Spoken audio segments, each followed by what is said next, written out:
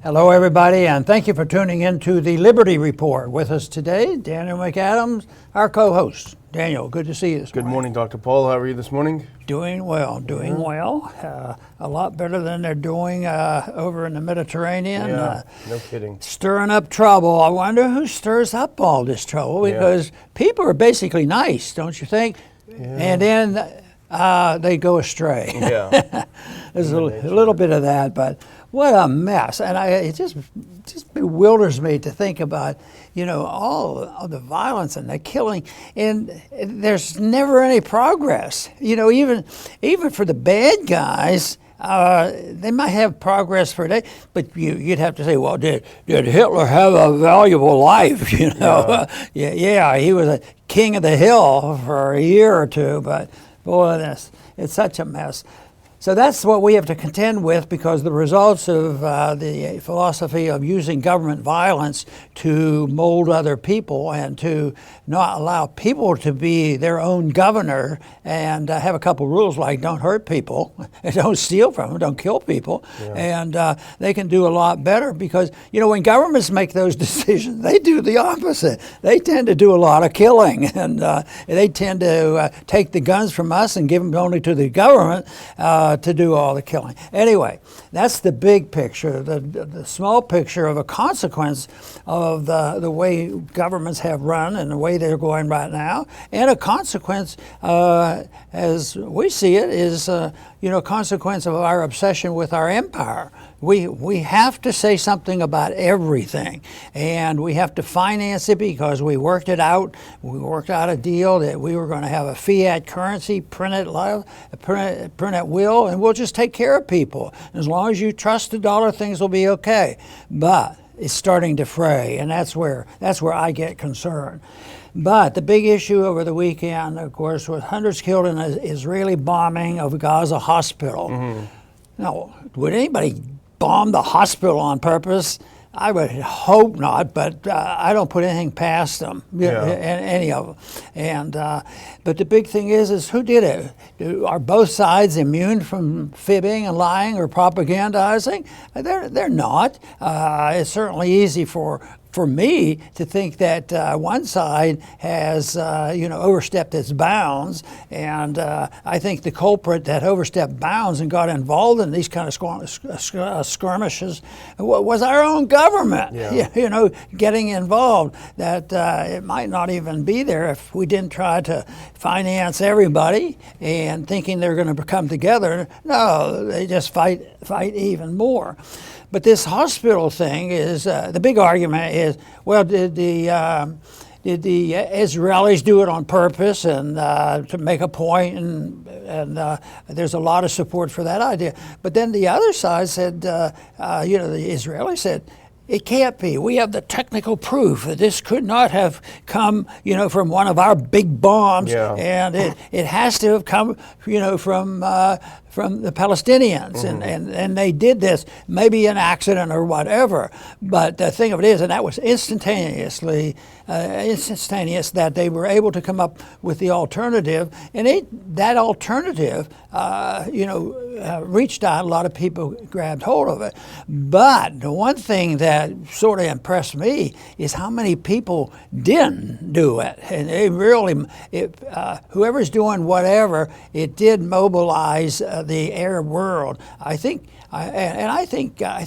Israel's aware of that. I think they could have marched in the next day and taken over, but I think there is a reality that the Arab world and the rest of the world is saying enough is enough, and but both sides have a lot of proving to do, and right now I don't see how it's going to be done gracefully. And this is very, very serious stuff, and it has affected.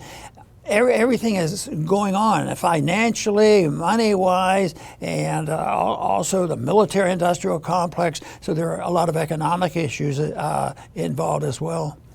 Yeah, nobody knows who bombed the hospital. It's the only Christian hospital in Gaza. The scenes were horrific last night. And I think, people's minds were probably made up at the beginning. If they support one side or the other, they won't believe the other stories. So we don't know, and we won't know because propaganda takes over immediately, and all sides use it in war. But there are a couple of interesting things. The Israelis were caught editing some video. They put out some video proving that it was not them, and there's a little timestamp that they had actually made that video about 30 minutes after the attack. So they had edited some video doing that. They also released what they purported to be a phone call between two Hamas agents discussing the fact that it was their own bomb that hit it, and they were roasted on Twitter over that because they say, you have the technology to listen to two guys from Hamas talking about this bomb, but you couldn't detect a whole year of them planning this huge attack? Give me a break. So they really got roasted over that. So we don't know what happened with the horrific bomb, but it did, as you say in your opener, it really did coalesce the entire, as if they needed another event. It coalesced, and even somewhere like Jordan, where they try to be a close U.S. partner, and we'll talk about this later, their leadership had to react. So in the midst of all this horror, here's Biden saying, I'm going to go take a trip over there and solve the problems. Put on this first clip because it is a disaster for him, I would say, and for his whole team. Biden in Israel agrees with Netanyahu. Looks like the other team did it. So, this trip was scheduled to be something very, very different, Dr. Paul. This was, and I'm sure the people at the State Department, the people around him, the people in the White House, they had all the optics down. Biden was going to swoop in. He's going to meet Netanyahu. They're going to have a nice hug. They're going to talk about how much we're going to support them.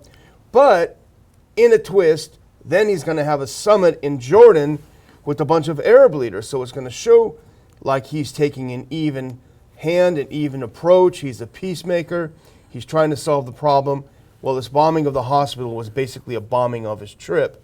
And as a result, the other side, the Arab side, said, we're not going to have a summit. We don't want to meet with you. We don't want to talk to you. And so it was an absolute disaster.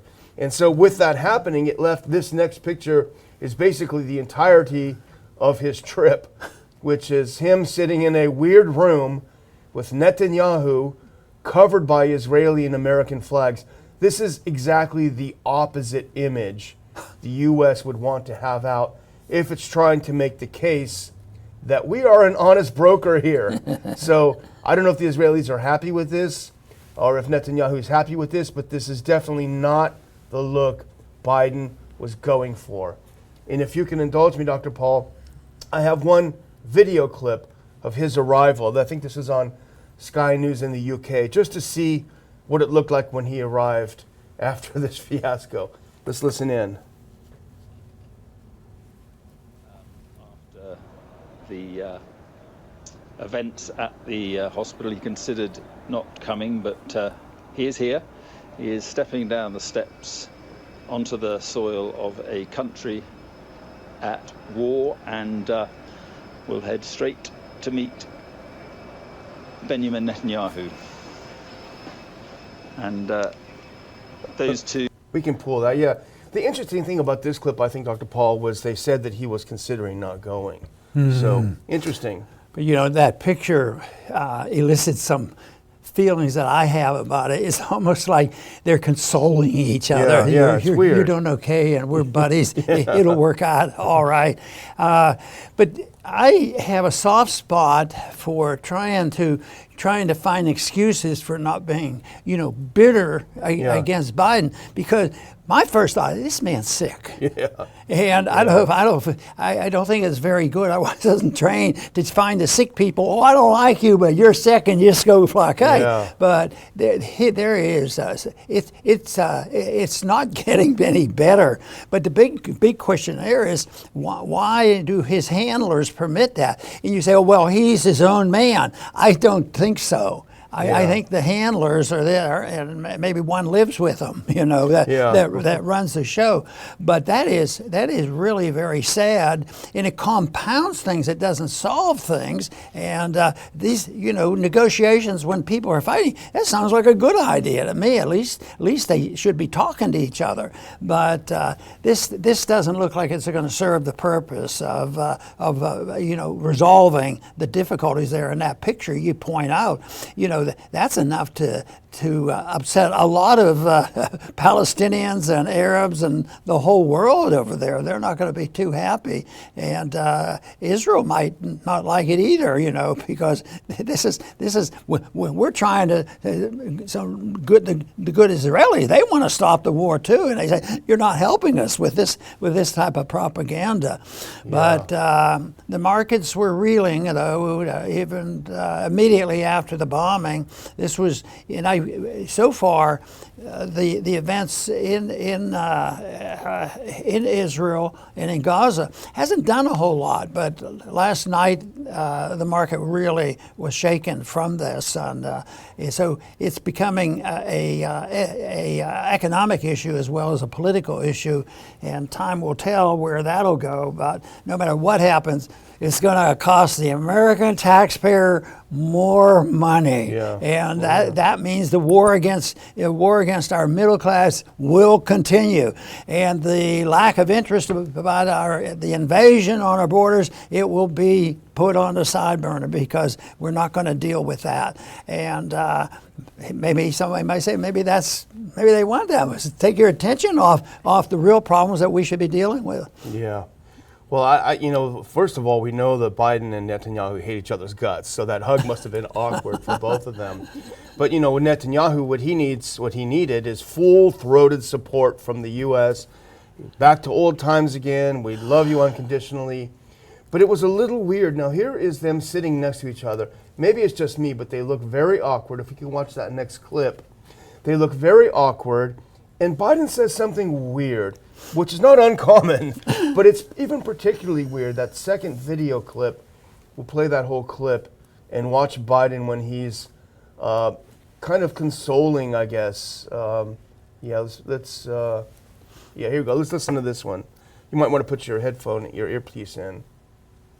I was deeply saddened and outraged by the explosion at the hospital in Gaza yesterday. And based on what I've seen, it appears as though it was done by the other team, not you. But there's a lot of people out there not sure. So we've got to overcome a lot of things. That was strange, wasn't it? Based on what I've seen, and no one knows what it is, but based on what I've seen, it looks like it was done by the other team, which is a weird way of saying things. But then, so this is not the full-throated support, because then he goes on to say, well, there's a lot of people out there who are not sure. He doesn't say they're wrong or they're stupid or they're evil. He just said there's a lot of people who don't believe this, but I got to say it, so I'm going to say it at least. But the one thing is, there's more and more Americans are starting to wake up about this funding for everybody, and especially mixing it up now to get the money to Israel as well as Ukraine when they don't have any money in the bank. Yeah. And I think it doesn't take a genius to figure that out. He had already, I guess, canceled the trip with Jordan. Well, they canceled it on him. They said, don't bother. Okay, that's right. But now they won't even talk to him. The Arab nations. Yeah. So it's done exactly the opposite so far, and that's why I keep saying, the people that are closest to him, even if it's just policy that he wants, they could maybe give him some guidance. But what if he is ill? And so some people think so, and I think he has a problem. That just putting him out there on the stage, that seems to be the whole thing. Even if he gets up and he's going to give a 20-minute speech and he reads it pretty well on occasion. Yeah. But then, the situation now is if he spends 45 seconds or a minute and a half, just losing it all, he canceled out everything. Nobody listened to a word he said, And what's that going to do? That's why people are talking back to us that we're not going to expect what we need from Americans, because they're running out of steam, they're running out of policy, they're running out of money, and the world is changing rapidly. And the interesting part is Europe is not even part of this. They're totally gone. But at the same time that Biden, and you're right, he does not look like he's at the top of his game. We remember the old Biden. Now, he was evil, but he was a force to be reckoned with in his evilness. Now, he looks doddering. He looks like he can't handle things. And at the same time this is happening, you have this big conference over in Beijing. You've got Xi Jinping meeting with Putin, meeting with world leaders, this big event. Everyone, even though I think Putin just turned 71 or whatever, very vibrant, very alive. And there you have Biden sitting in the chair. I think the other team did it. I think your team did it. I don't know. Right. And it's bizarre. But look at the next one if we can. This is from PBS, and this is kind of interesting. So as we've mentioned, the summit with Arab leaders in Jordan has called off as President Biden heads to Israel. So he goes anyway. The whole Jordan leg, which was important, is gone. But listen to this editorialization on the part of PBS. And I'm going to have a clip to play after this. Go to that next clip because this is funny. The praise. Despite what's so obviously a decline in the part of Biden, PBS has got to prop him up. Here's what they write. Bush's decision to put himself in a conflict zone the same year he made a surprise visit to Ukraine demonstrates his willingness to take personal and political risks as he becomes heavily invested in another intractable foreign conflict. And then here's a quote. This is how Joe Biden believes politics works and history is made, said John Alterman at CSIS. So Biden going there personally really is how you make history. Well, here's what they say. Here's how Biden really was. Play that next clip. Here's Biden making history. He sits down with Netanyahu. Let's listen to what he has to say.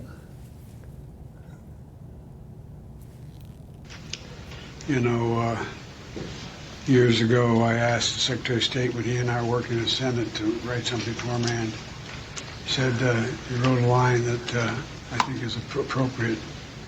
He said, it's not, we lead, not just, well, I won't go into it. I'll wait later. Taking too much time. So here we're at a point, it's funny but not funny. We're at a point where we're staring World War III in the face. And here's Biden sitting there, oh, never mind. Yeah, it's astonishing. It's really sad story. I wanted to mention, some of the downturns about, economics and all, but what about the downturns under these situations of civil liberties? Yeah. There's a worldwide effort, including in the United States, with Patriot Act and more attack on people who might have an opinion that might lead to a crime. They might be terrorists, and who knows? And yet they themselves and the government that's doing this, they're closer to could be defined as a terrorist than somebody that speaks out. So the potential terrorist is somebody now that talks, and it just sorts it out and tries to be fair-minded and look at both sides of it. And this, I just want to mention the ex-UK, he's not a diplomat right now, Craig Murray, but he's well known. Yeah, oh yeah. But he took a real strong position for the Palestinians. Mm-hmm. Should that be a crime? I mean, he was withheld, but I think he said he was already in prison one time too. Yeah, he had been, for thought crimes as well. He's not only on the Palestinian, but he is also very big on releasing Assange. And so I think those two things are sore spots. And so they detained him. He didn't hurt anyone. No, he had the wrong thoughts and detained him. You would think we'd get some benefits, when we have a president that's having a little trouble with his faculties. Maybe he'll just, take care of Assange and let him go. I don't know. Give him a pardon. What are you going to pardon him for? What did he do? Yeah, exactly. Yeah. Okay. Well, as if it could not get worse, it is getting worse because this is from our friends at antiwar.com. So in light of all this, let's just set the stage. You've got two carrier attack groups. By the way, President Putin, when he was in Beijing, he said, now this is not a threat, but I just want to let you know that we're patrolling the Black Sea and we have Kinzhal missiles that can hit those ships. Just a reminder. But so you have these two attack groups. You have maybe 15,000 U.S. Troops ready for combat. You have the entire Muslim world, not Arab world, Muslim world, absolutely incensed and spitting mad at the U.S. because of its perceived, factually so, perceived being tied to the hip with Israel. So we have all of these things happening is the backdrop to this next clip, if you can put it on. This is Michael McCaul, the chairman of the House Foreign Affairs Committee. McCaul is preparing an authorization of military force if Gaza war escalates. So, if Israel's war on Gaza expands and Hezbollah gets involved, Representative Michael McCaul is going to declare war or get the president to declare war or authorize the use of force. He is dragging the U.S., Dr. Paul, into the middle of a war with several billion people. I can't imagine anything being so careless, callous, and insane. Yeah, but he wants to lead you to believe that he's pretty normal and he has feelings for people and he should treat people fairly, and he wanted to put good spin on what he's saying. He doesn't get up and you're almost getting close to making him tell the truth. No, he won't do that. But here he said this when he describes what he wants to do, this artificial declaration of war to use military force, and it's automatic. You give them everything and they want. But he says, I hope I never have to mark this bill up in his committee. He's the chairman, and my answer was, then don't do it. Yeah, don't do it. Why must you do this, ever do it? I mean, matter of fact, just think of how many things. I bet we could draw up a long list, especially since World War II, of some of these things that we have done, getting involved in how many things which were major wars and mini wars, and at least financing a whole industry that is a war industry. So, but they never answer that question. But they'd have an answer. They're saving the world. That's our what really bugs me is when they turn it around and say, well, we have a moral responsibility. It is our duty to do this. God has told me I have to start this war. So that's what that annoys me. I mean, I think if you look up the words America Last in a dictionary, it would have McCaul, because this is literally America Last. This is declaring war against the entire Muslim world, the United States declaring war on the entire Muslim world, pinning the most massive target on our backs, 1,000 9/11s, opening the door to all of these to defend a country that we don't even have an alliance with. We don't have a treaty with Israel. I don't even think we would do it with Germany. But the idea that you would put your own nation at such risk for the perceived benefit, because I think we would argue it's not really helping Israel all that much, us being behind them no matter what they do. For the perceived benefit of a foreign country, it just shows how far the U.S. has fallen, that it would even consider something like this. On occasion in the presidential campaign, they would throw fairly a challenge to me about my policies that I would advocate with Israel. And but one of my arguments has been that it really doesn't help Israel. Yeah, exactly. It's this mess here. I mean, they've had almost all the big money, and we've taken care of them, and we have your back. Anything you need, we're going to take care of it. And yet, there's still problems out there. And when you compare that to a period of time when there were no design homelands for the various groups, we didn't have a Palestinian homeland or anything else, that when people mingle and come together voluntarily, most likely they're going to be a lot less eager to fight and kill their neighbors. But when the government gets involved, when they have control of the propaganda machine, and that is, silence the people who are telling the truth and let them hear only the lies about why to do this. But of course, we pointed out here that already that people aren't buying all these lies, in Ukraine or in the Middle East. Yeah. Well, as if it couldn't get worse. I mean, this is a day of worse and worse, I guess, Dr. Paul. But not only are we trying to go to war with the entire Muslim world to no benefit of ours, but we're going to, as you stated in your opening, we're going to tax the heck out of the American people to do it. And this is from Politico, this next clip. Biden expected to ask Congress for a $100 billion package that includes aid for Israel and Ukraine. We can fund it all. Remember what Janet Yellen says? We can afford 2 wars at once. We can afford this. Who's this we, Janet? I mean, it's crazy. So do the next one. Now here's what's apparently is going to go down. The Biden administration expects to ask Congress for at least $100 billion in supplemental funding to address Israel, Ukraine, and domestic issues such as border funding, disaster aid, according to people. So this is, as you predicted, Dr. Paul, how it always goes. Put in everything but the kitchen sink so nobody can vote against it. You voted against border money. How dare you? You can't vote against Israel. You can't vote against Ukraine. That's how they do it, and that's exactly how it works. And it does work. I have no doubt that this will pass. You know, and most of that 100 billion could be traced back to a problem. We can't deny the problem, but it's a problem that we participated in creating. Yeah. And I got to thinking about this. And there used to be an old saying that was very popular: "Two wrongs don't make a right."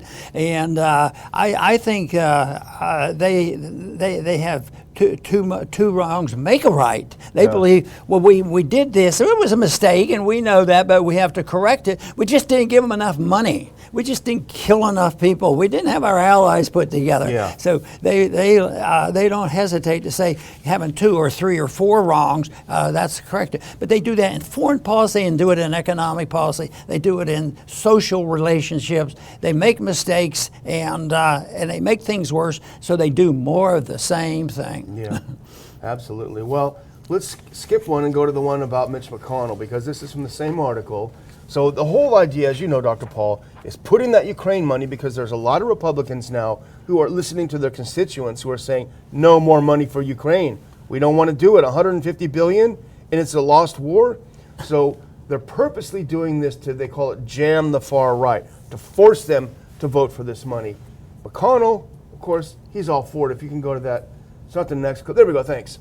Senate Minority Leader Mitch McConnell on Tuesday backed the administration's position of tying the aid together, along with support for Taiwan. He wants more. And here's McConnell. It's all interconnected. You've got the North Koreans, the Iranians, the Russians, the Chinese, sort of, on the same side of the democratic world. So there's a connection between all of this. I'm not surprised, frankly, that the administration seems to be inclined to send up a broad package, speaking very approvingly. And now, I know that there are probably a lot of problems with this next representative, but it's pretty gutsy what she's tweeted, and this is Marjorie Taylor Greene. Put this next one up. She tweeted this up.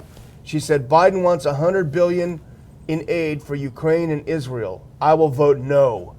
Biden wants to bring in millions of Palestinian refugees. I will vote no. Biden refuses to secure America's border and lets in millions, and we're $33 trillion in debt.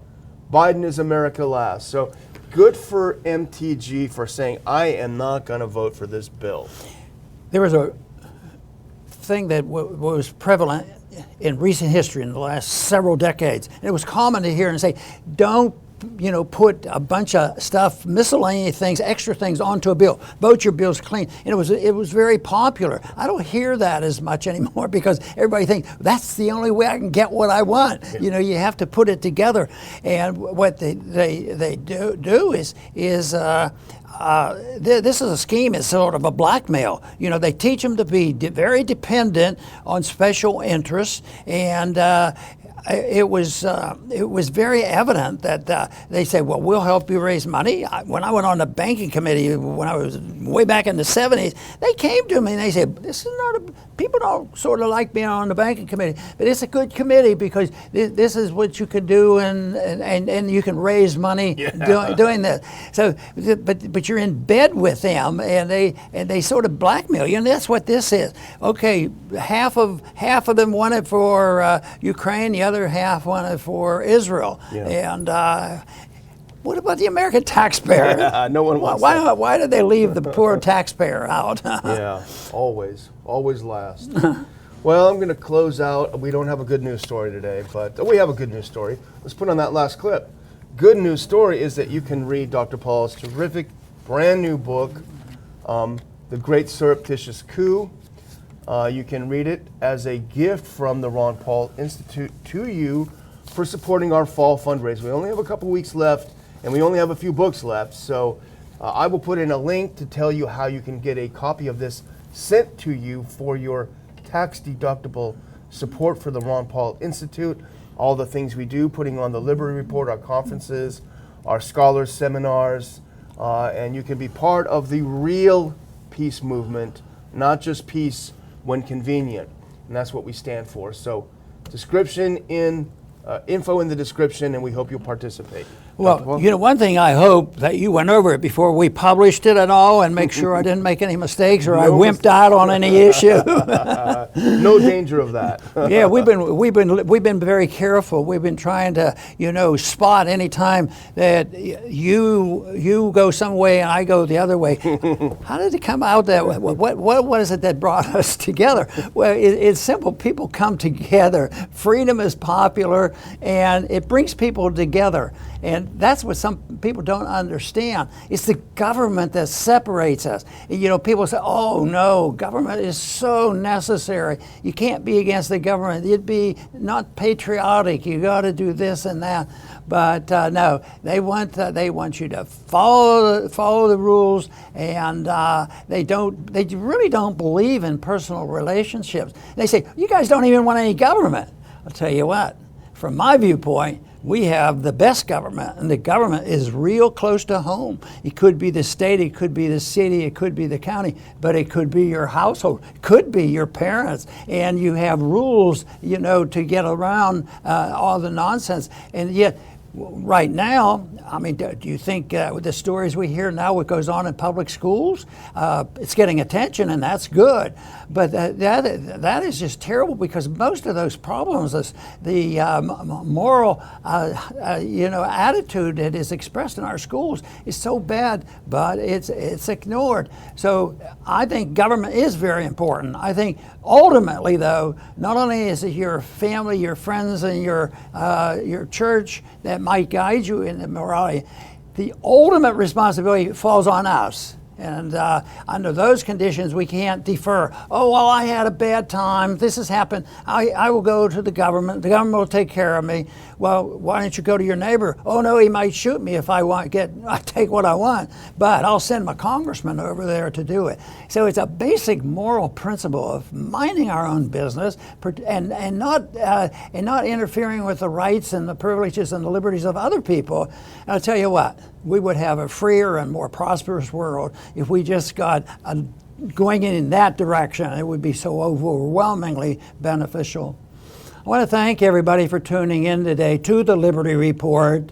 Come back soon.